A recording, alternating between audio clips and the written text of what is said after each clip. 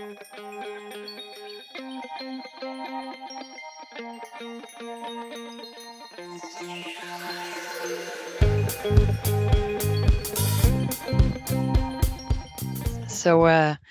good morning, everybody. I want to present you one of the financial challenges in Bruges. But first, I will give you a little explanation of the Quay district. So that's our project area in the Revalue project. The Quay district is situated in the north of Bruges, just at the border of the inner city, along the canal Bruges-Ostend at the coast. And the importance of the Quay district was already endorsed in the spatial plans of 2006, where it was identified as a strategic zone with potential for waterfront living. So it's a connecting district where urban economy determines identity. So it's a zone between the inner port and the inner city, and it's also, as you can see, located between several residential districts, St. Peter's, St. Joseph, Christus Koning.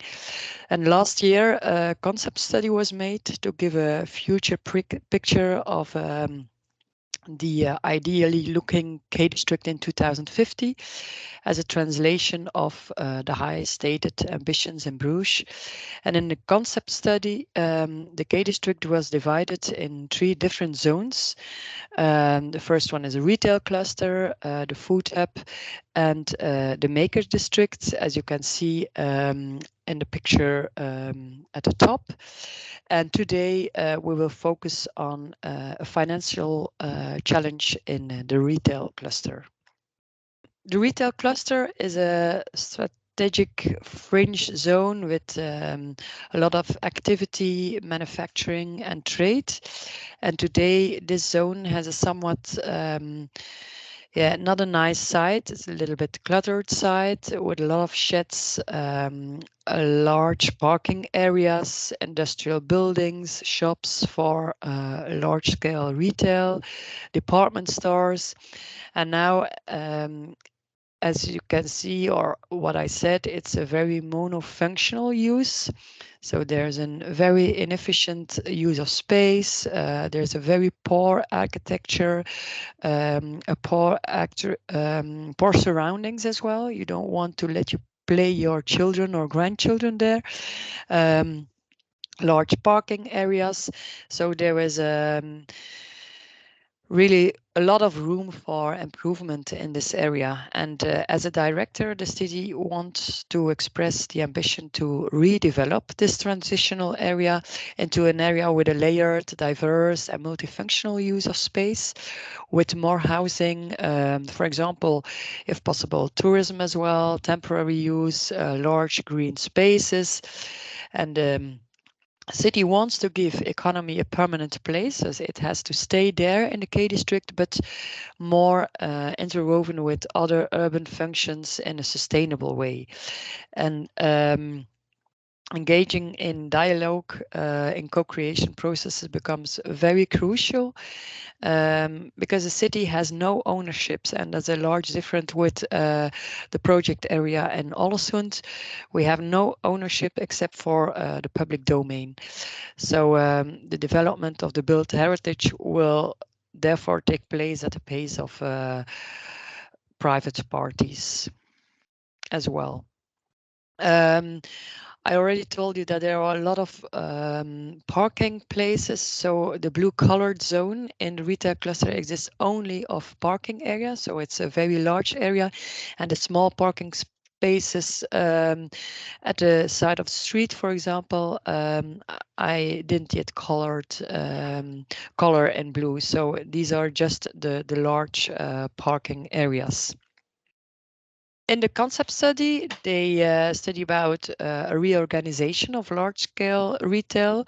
So it's really appropriate, because a relocation movement is likely as a necessary catalyst for renewal within the Quay district.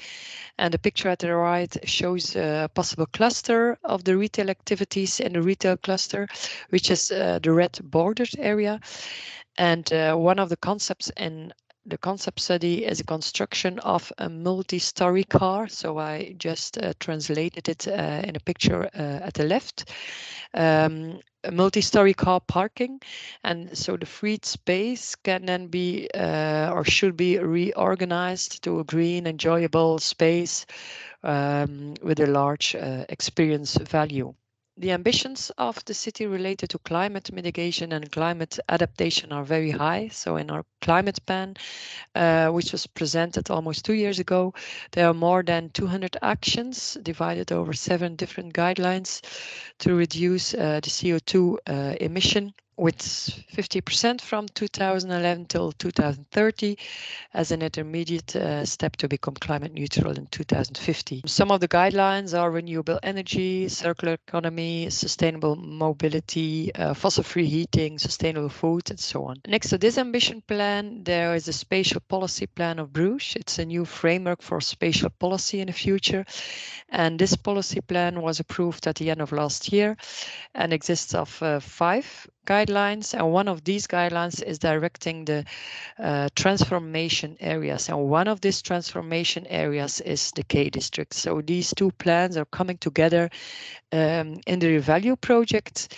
So we will really work on an to realize all our goals and all these opportunities in the Quay district. The different stakeholders. So we have the City of Bruges, the project developers, because we receive already a lot of questions from project developers, investors. We have the current building owners as well, and neighborhood and the citizens. We get funding from Flanders, from the province of West Flanders, and from Europe, or we are looking for funds of all these different parties. In Flanders, we already receive funding with the local energy and climate pact.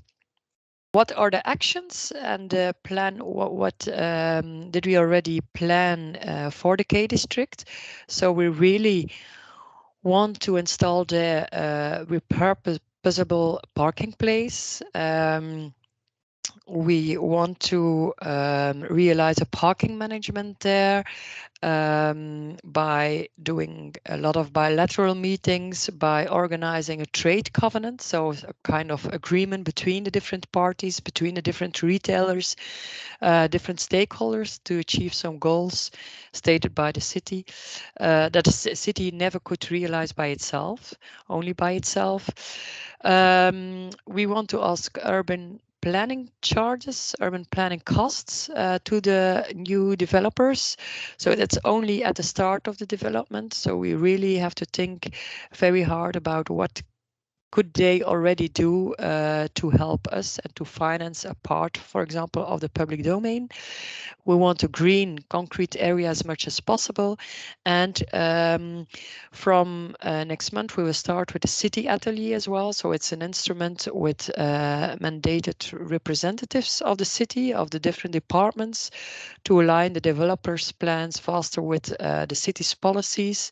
So the goal there is to discuss internally the plans of the developers and try to support to get a supported advice and a constructive solution-oriented climate while anchoring the high ambitions and objectives of the city.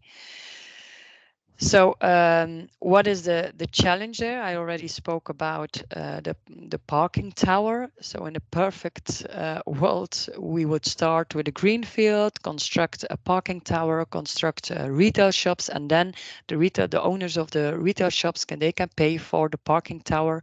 So it's a relative easy business case, but in reality it's not that easy. We have the existing retail, we have resisting parking, and the only benefit we could give to them is making the area more agreeable. So the 3 questions then that pop up for Bruges is that can a positive business case be made of the construction of a parking tower in this area? The second, how can we measure the added value of the retail, of greening the area, and the construction of a parking tower. And third question, how can we trigger the existing retailers to invest in a parking tower? So these are three very important questions for us, and we really want to work with the output of this workshop. So I'm really curious about at the end of the workshop. Thank you for listening. I think this is it for Bruges now.